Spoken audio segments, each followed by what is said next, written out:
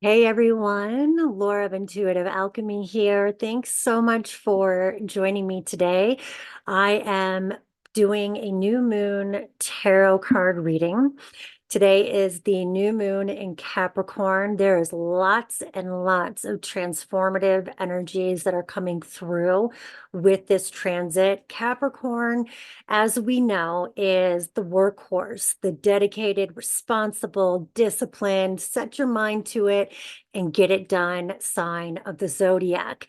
And we also have Mars and Pluto operating in this transit, telling us that this is a time of transformation. It is a time for overhaul of a particular area of our life. It is a time where we can really begin to see positive change and progression in our life, in our careers, in our finances, in our relationships. So it's a very powerful time for us to get aligned, get very clear on what it is that we are manifesting, what we are intending for this year, what we want to accomplish, but more than just intentions and, creating sort of an idea of, oh, wouldn't it be lovely to, reach this goal, to reach that goal. We need to create a plan. We want to really create a pragmatic, practical plan that helps us get from where we are now to where we want to be. That is really where we see the magic of this transit come alive and where we will see the greatest level of success and momentum in whatever it is that we are trying to achieve for ourselves in whatever area we're trying to achieve it. So let's take a look at the collective reading for this new moon. We want to take a look at what is ready for an overhaul, what is ready for a change, and we're doing this for the collective.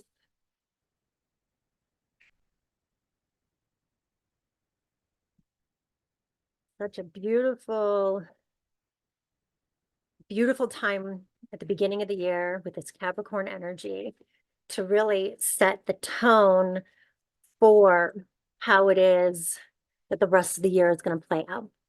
And the beauty is also that the theme for this month, if you happen to follow me on Instagram or TikTok, at intuitivealchemy.co is my handle for all social media platforms. So you can find me on Pinterest, Facebook, TikTok, Instagram. Be sure to follow, like, share. Always want to see you in those different spaces. But if you do follow me, then you know that the theme for January, the energy is how can we work smarter, not harder? And it was one as I was going through everybody's charts for each of the zodiac signs that was so incredibly present in all of them. That same notion. It is so universal this month and something we all want to keep in mind. All right, so what in our life needs a refresh, an overhaul of some sort? And beautifully, look what we have here. We have the star card. And this is telling us that we want to really work, number one, on connection. How are we connecting with our friends, our family, our networks, the world at large? What can potentially be improved upon? What can we do differently? How can we inject the relationships we have and our sense of connection with the outside world in a way that feels, just injected with fresh energy, revitalized, etc.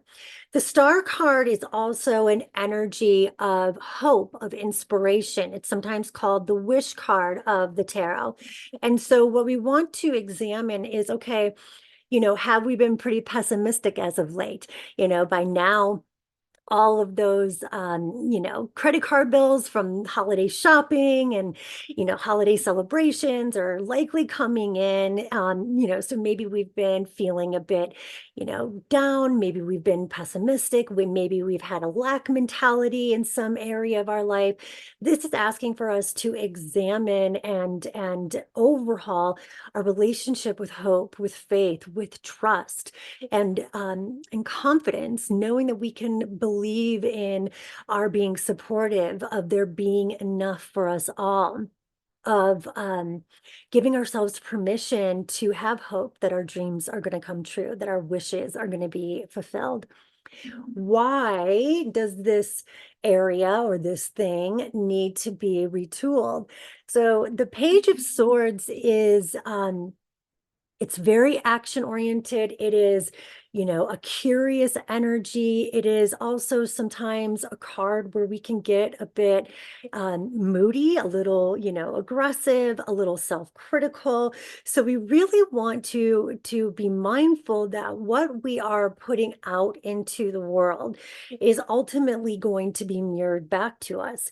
We can only resonate with that which is in alignment with our own frequency. If we are in a position of catering to a lack mentality, of being in a place of fear, or otherwise feeling that it's hopeless, then guess what? We are resonating at a frequency that only places us in alignment with more situations, people, and circumstances that confirm that state of lack, the fear, the anxiety, the worry, the hopelessness, all of the above. So it's very important to understand that what we are putting out there, our thoughts, our ideas, how we are perceiving the world is ultimately going to determine the entirety of our experience in this lifetime. So it's important that we are not just, kind of seeing it as, well, I'm hoping someday to be happy, or I'm hoping someday to be abundant. It's about showing up right here and now every single day. Having ebbs and flows, as is natural. You are human. We're all human, having a human experience with the complexity of human emotions that brings to the table.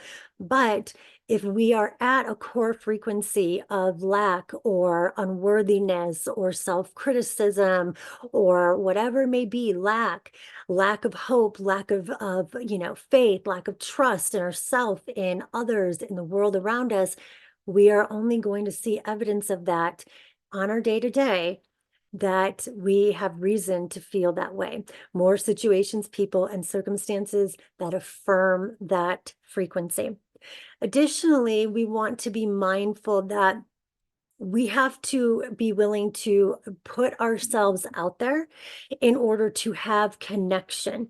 So when we look at the hope card, or the star card rather, from a place of connection to the outside world, to the world around us, we cannot sit in this, supposed relative safety of our four walls and never take the risk of vulnerability, of opening up, of expressing ourselves, getting curious about, the world and the people in it, and having relationships. If we don't accept that responsibility, accept that we have to open ourselves up, we have to put ourselves out there, and we have to be willing to get curious about the people in our lives, the people we want in our lives, and the world around us. That is how we ultimately have an exchange that gives us and brings us greater levels of connection with the world around us and the people in it.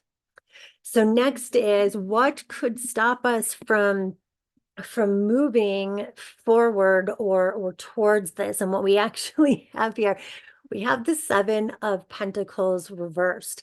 So we want to be mindful that if we are becoming impatient, if we are starting to disregard the details of our thoughts, of our perceptions of ourself and the world around us, if we are getting impatient that somebody, isn't responding the way that we would want them to, or that what we're working towards isn't happening fast enough, then we're all ultimately we're gonna really lose momentum. We're going to stay in place, and we're gonna basically just kind of fold our hands and be like, well, screw it. I'm not doing anything.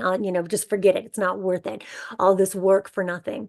It's not for nothing. We have to keep in mind that when we are building deeper levels of trust, of faith, of connection, whether it's inwardly or with the world around us, and when we're working towards some sort of wish or goal that we have for ourselves, we have to really commit to the process. It is a process.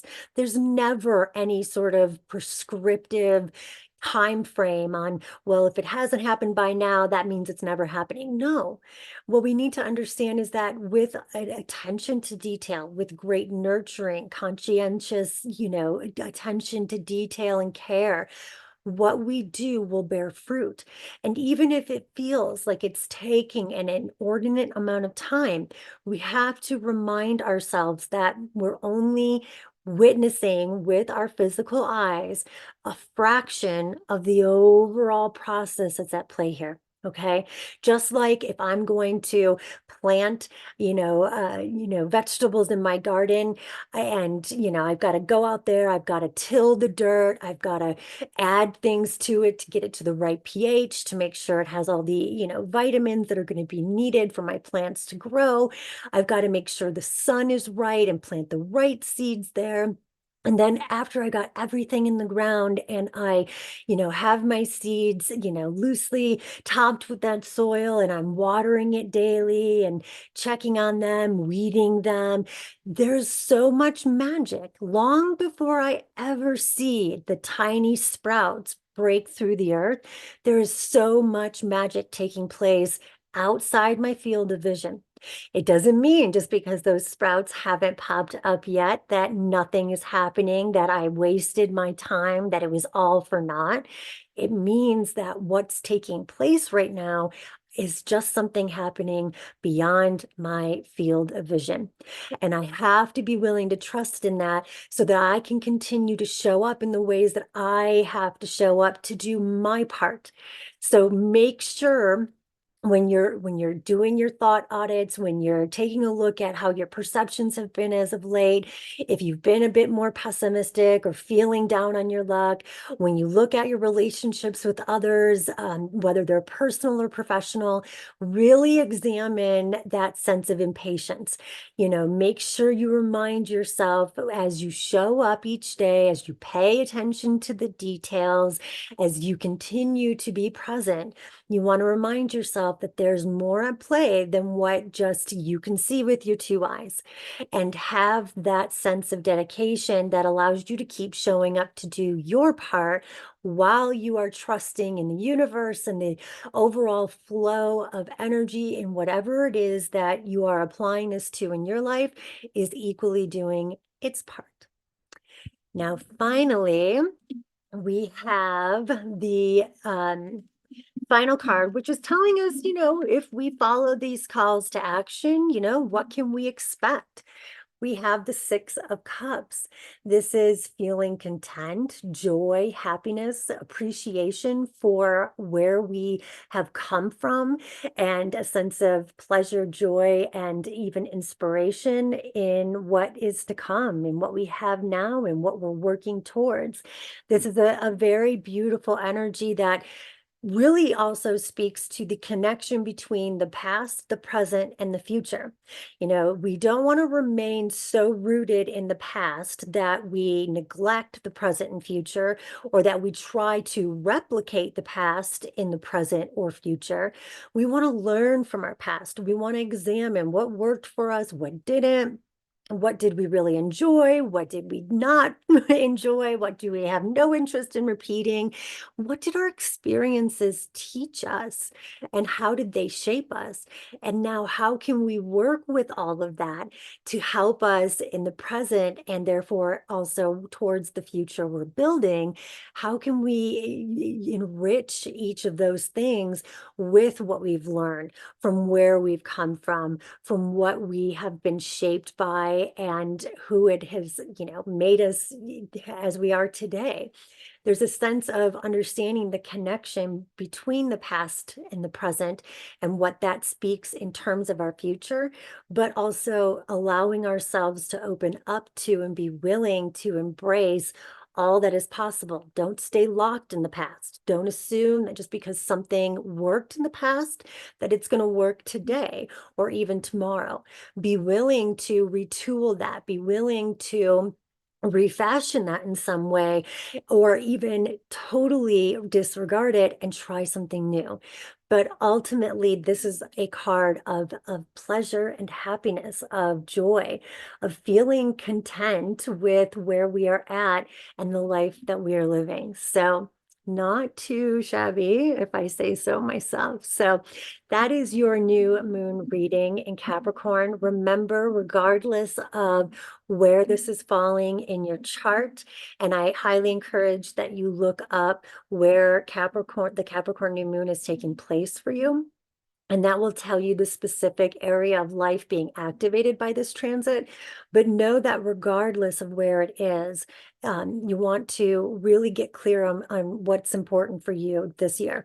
What is it you want to achieve? This time next year, where do you want to be? Who do you want to be? What are your relationships all about? What do they look like? How do they feel? Same thing with money and career. What have you achieved? Where are you at in a year from now in your career or with your relationship with money versus where you are today?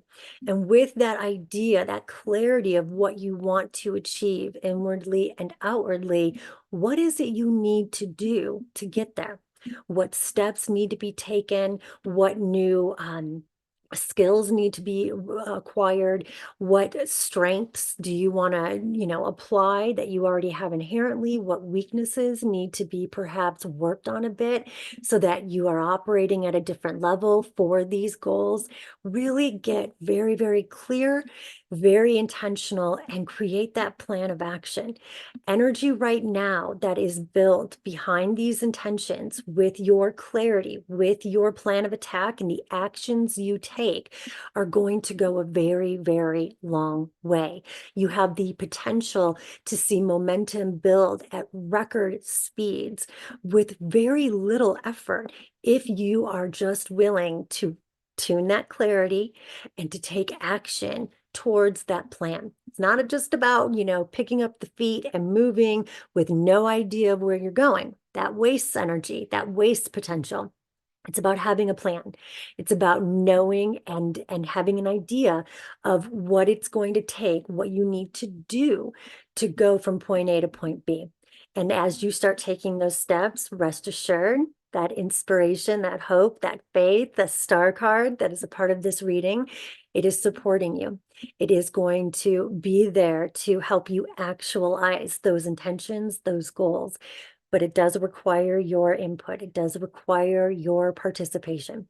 So I can't wait to hear about all the amazing things that you are applying this energy towards. Here is to an amazing, bountiful, beautiful 2024.